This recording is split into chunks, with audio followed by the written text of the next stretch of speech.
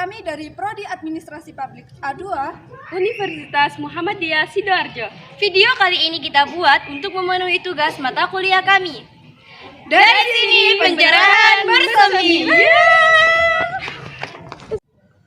Hai, Assalamualaikum. Perkenalkan, nama aku Sylvia Nurdiana dengan NIM 2020201008. Dadah. Hai, perkenalkan saya Dwi Arianti dengan NIM 2020201085. Hai guys, kenalin aku Tiara Agustin dengan NIM 2020201043. Bye-bye. Pertama, balai desa dan balai dusun yang digunakan sebagai rapat dan kegiatan lainnya yang diselenggarakan oleh desa. Yang kedua, di sini ada Ponkesdes atau Pondok Kesejahteraan Desa. Ponkesdes biasanya digunakan untuk praktek bidan seperti imunisasi balita. Ketiga, di sini ada lumbung pangan yang digunakan untuk menyimpan hasil tanam yang dikelola oleh desa. Keempat, di sini ada pendopo yang biasanya digunakan untuk kegiatan masyarakat desa seperti pengajian, kegiatan ibu-ibu PKK, dan lain-lain. Kelima, ada sekolah seperti TK, SD, MI yang biasa digunakan anak-anak desa untuk menuntut ilmu. Keenam, di Desa Njabun Tegal memiliki satu masjid dan beberapa musola yang biasa digunakan warga desa untuk beribadah, banjarian, pengajian, atau ngaji buat anak-anak kecil. Ketujuh, ada pos yang biasa digunakan untuk menjaga keamanan lingkungan masyarakat.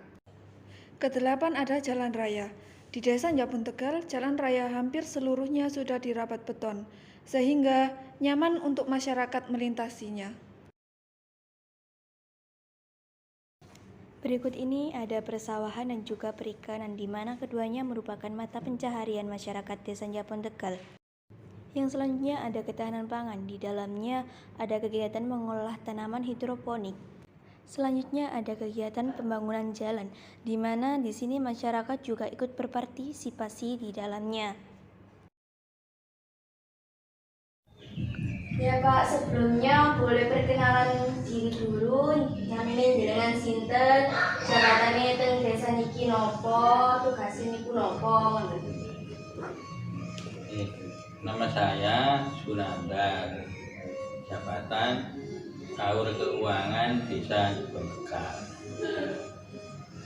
Nah, tugas Kaur Keuangan itu menata usahakan keuangan desa. Jadi keuangan desa itu baik dari pemerintah pusat, dari pemerintah daerah, baik dari PAD itu dikelola dalam 1 tahun, itu tugas dari Kaur Keuangan. Itu udah lama Pak dengan menjabat sebagai keuangan? Sejak pertama jadi perangkat desa sekitar tahun 2009. Tahun 2009.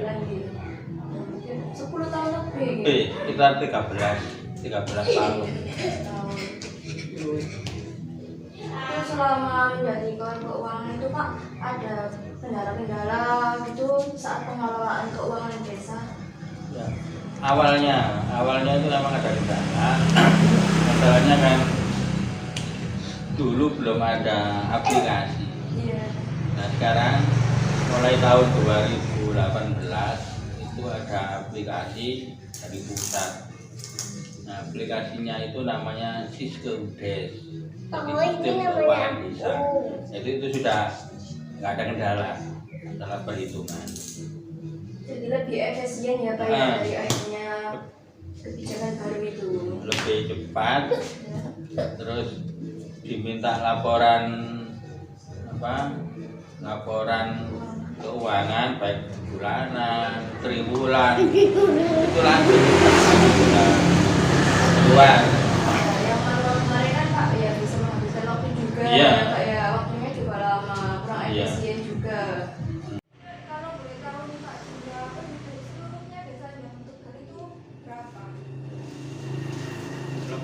desa Njaba Tegal totalnya 1.767 orang.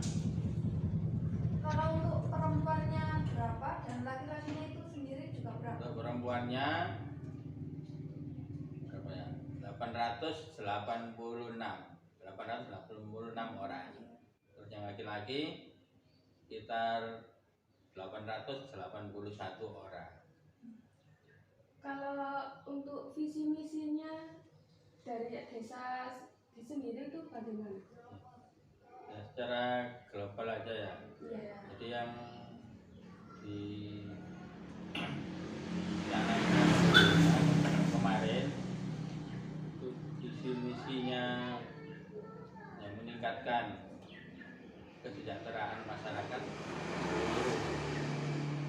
desa Njaba Tegal. Terus untuk mencapai desa yang mandiri. Ya, saya kira itu keinginan saya.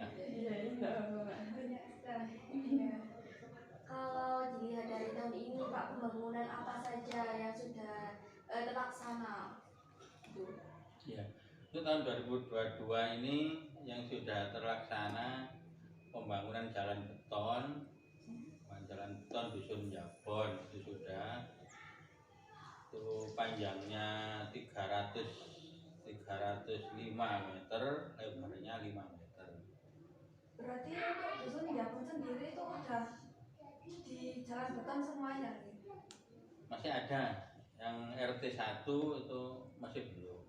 Oh, Jadi RT 1 sebelahnya kali gitu. RT 3 Oh, bukan, RT 3. RT 3 yang belum. Berarti nggak semua. Belum semua, belum. Memang tiap tahun itu kan ada program. Jadi sekarang ini masih jalan lingkungan yang yang umum-umum aja. iya, yang jalan protokol, jalan lingkar itu sudah dibeton semua. Terus sama TPT, tembok penahan tanah itu sudah dibangun. Itu yang di sebelah mana, Pak? Ya di Dusun Njabon. Itu kan sebelum dicor itu kan harus beraliran tepi, airnya tepi itu supaya tanahnya nggak meluber, itu dibuat TPT dulu, kita penahan tanahnya.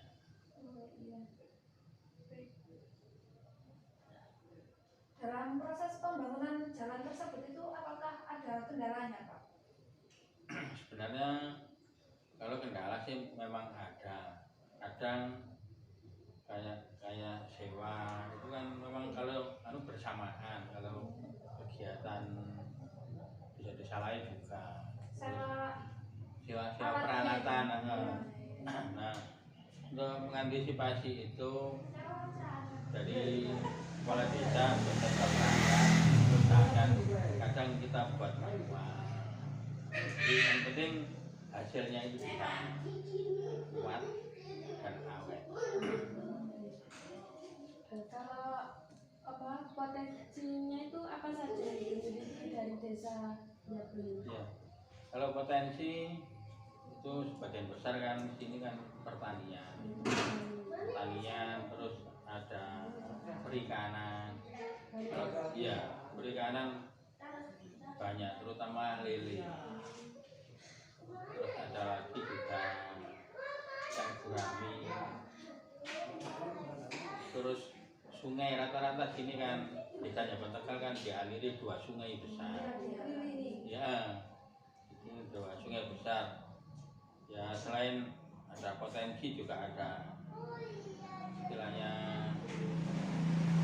bahaya juga, misalnya kan sungai kan kalau curah hujannya tinggi itu rawan banjir. Kalau kayak sawah gitu sih Pak, kayak pengelola lele itu yang mengelola itu dari pihak desa apa masyarakatnya langsung? Itu sebagian besar masyarakat sendiri, masyarakat sendiri. Desa juga punya lahan di dipelihara juga lele sama gurami juga, tapi nggak begitu besar. Kalau untuk desa sendiri nih Pak, apa kayak punya pengelolaan sendiri kayak ada bumdesnya gitu? Iya, ada. Ada ya. Di sekitar tahun berapa tahun sekitar 2018 2019 itu sudah berdiri BUMDes. Dan kegiatan BUMDes itu ada simpan pinjam, terus ada pelayanan online kayak bayar listrik. Nah, itu yang kemarin bersama dengan kantor pos itu juga lumayan ada pemasukan. Terus ada lagi usahanya itu terong, sewa terong. Iya.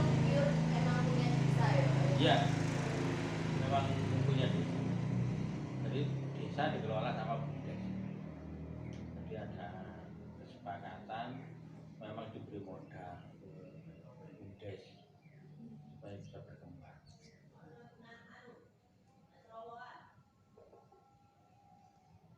Itu Pak, hasil dari pengelolaannya itu tadi, uangnya itu loh, itu dimasukkan ke BUMDes apa ada yang pengelolaannya sendiri? Kalau pengelolaan itu memang ada perjanjian. Jadi kalau kemarin kesepakatannya untuk desa 15%, jadi ada hasil dari BUMDes tadi yang 15% untuk desa, terus yang 85% itu untuk karyawan, untuk BUMDes. Jadi desa dikasih bersih sekitar hasilnya 15%. Jadi emang udah ada kebijakan dari awal gitu ya Iya, Pak ya, biar sudah ada ADART-nya kan, Iya. ada dari BUMDes, ya itu diatur di situ. Terus untuk kedepannya itu bagaimana gambaran Bapak untuk memajukan desa Njabun ini? Iya, ya memang desa Njabun Tegal ini kan desa agraris ya, desa pertanian.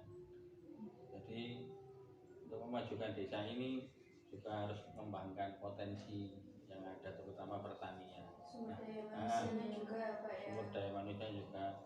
Kemarin itu kan Pak Lurah mengajukan bantuan, dan kebetulan dapat bantuan traktor, ada bantuan mesin panen itu dari pemerintah pusat. Nah itu supaya bisa berkembang pertanian. Kalau di desa Njabun sendiri Pak, ada pelatihan nggak Pak untuk SDM-nya, pengelolaannya yang baik ini gimana? Kalau dilihat dari sekarang kan banyak teknologi canggih nih Pak. Iya. Gimana, ada pelatihan apa? Yang kemarin rata-rata tiap tahun itu ada semacam ya bimtek, ya pelatihan itu terutama di lingkungan desa. Istilahnya ada pelatihan peningkatan kapasitas perangkat desa, kepala desa, BD, dan lembaga desa lainnya, kayak PKK. Terus dari pihak PKK sendiri juga sering ada pelatihan-pelatihan untuk meningkatkan kemampuan dari para anggota PKK. Yang terakhir nih Pak, apa sih Pak harapan jenengan nih buat desa Njabun ini untuk kedepannya nanti? Memang sesuai dengan visi misinya desa, yaitu bagaimana cara meningkatkan kesejahteraan desa, kesejahteraan terutama masyarakat desa. Jadi masyarakat desa supaya bisa sejahtera, bisa hidup makmur, itu harus selain ada apa namanya, selain ada tambahan bantuan bantuan dari pusat, juga bagaimana caranya meningkatkan pendapatan asli desa. Jadi ya termasuk anjuran bumdes dan lain-lain supaya cepat adil makmur lah masyarakat desa. Dan sejahtera. Iya. Yaudah sih Pak, itu aja yang kita bisa tanyakan. Mohon maaf udah mengganggukan waktunya jenengan juga, ngerepotin jenengan. Terima kasih sudah meluangkan waktunya Pak. Sama-sama Mbak, sama-sama.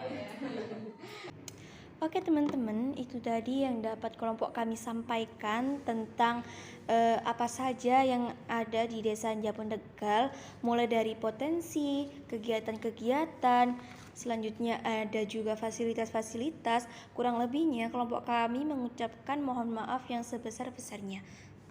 Wassalamualaikum warahmatullahi wabarakatuh. Bye-bye teman-teman.